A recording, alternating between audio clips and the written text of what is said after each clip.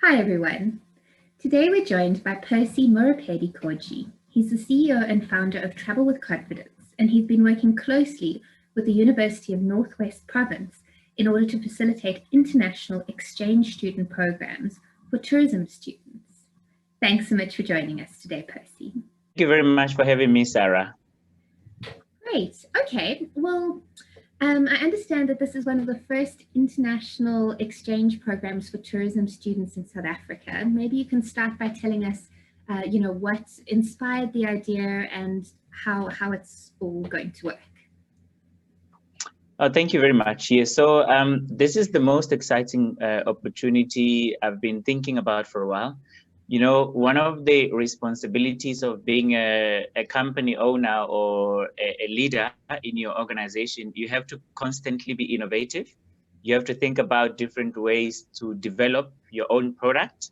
So I thought, it is appropriate that I also come up with ideas that will also help not the company to grow, but to develop the brand, but also to develop our people, which is our students who are currently studying within the tourism sector.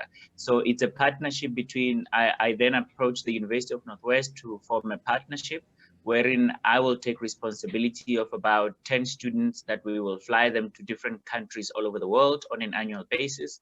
So it's a fully paid scholarship that my company would be committed to. So I think the objective is to also help tourism students to be more encouraged, to be more positive, and also to look at the world differently by being globally exposed. Okay, so I understand that the plan for the first exchange program would be to take the students to Germany. Sort of whereabouts in Germany, how long is the program going to be and what are they going to be exposed to there? So I also did a course at a university called Fulda in Germany. It's intercultural communications, gender and globalization.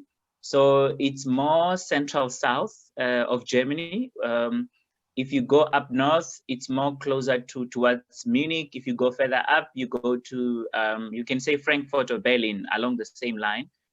So that's where it is. So that's where I did my intercultural communications course there. So after completing and graduating, I felt that I should continue with the relationship with the university because it was a scholarship.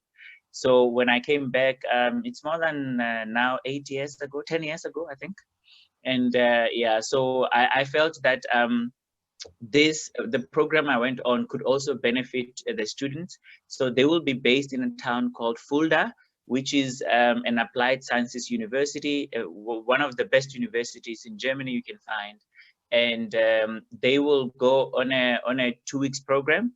And the first 5 days will be dedicated to learning the culture, which comes in a form of a scholarship. They'll attend like formal classes where they'll be able to learn German, to understand the country, to be taught a little bit about the history, to understand the transport system, the education system, which is quite exciting for as a young person. And I think thereafter, we then have another planned tour where we will help them to tour through the country. They will have an opportunity to visit Munich. There's a huge BMW museum in Munich. They'll also get a chance to go to Stuttgart. There's a place where aircrafts are built in the eastern part of Germany. And also they'll get to visit Berlin, which is the capital city. They'll get an opportunity to also see the Jewish memorabilia of and learn about the Holocaust, and also to visit Frankfurt. So it's a tailor-made tour that will help them understand what does really tourism mean from a global perspective. I think it's a wonderful opportunity for the students. And I think often when you speak to sort of managers in the industry, a lot of the things that they mention is that tourism students tend to come in, they haven't been exposed to international travel, and that's so key to the process of consulting and sort of understanding the functions that they're doing in an organization. So that's wonderful. Okay. And you mentioned to me earlier that sort of Germany is just the beginning and that you have ambitions to send tourism students to different destinations? Sort of any ideas that you're looking into at the moment for that?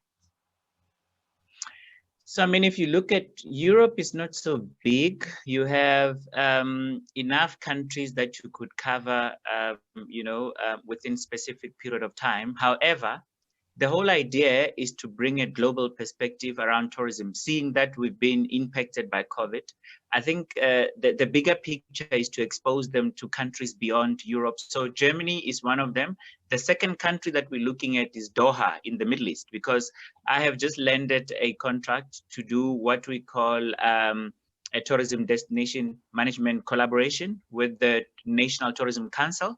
So that gives me a pleasure to bring, to swing students in their direction.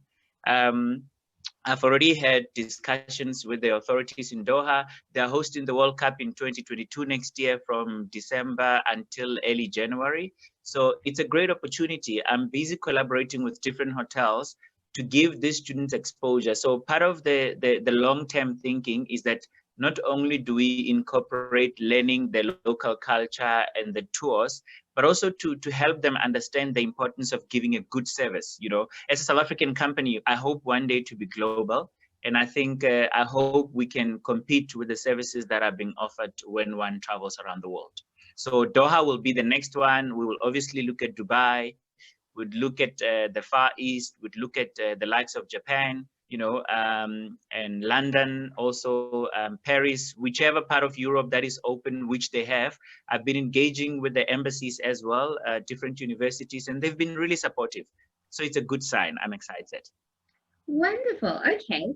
So you mentioned earlier that it's a full scholarship. So I'm assuming that that means that there sort of isn't a payment from the student side. How do you fund the program?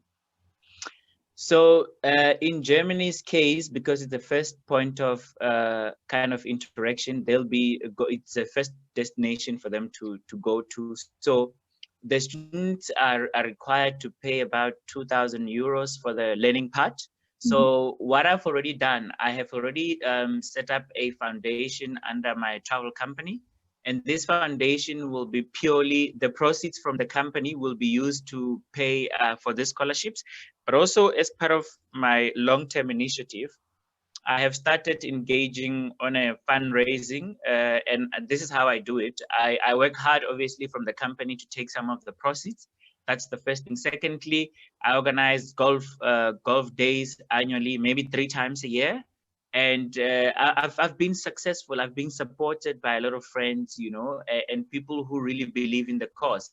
Because at the end of the day, this money's objective is to change the youth's life, but also to help South Africa to be out of the crisis that we're in, which is to create more employment, have more professionals in the system, and allow tourism to really grow and contribute in a positive way to the economy.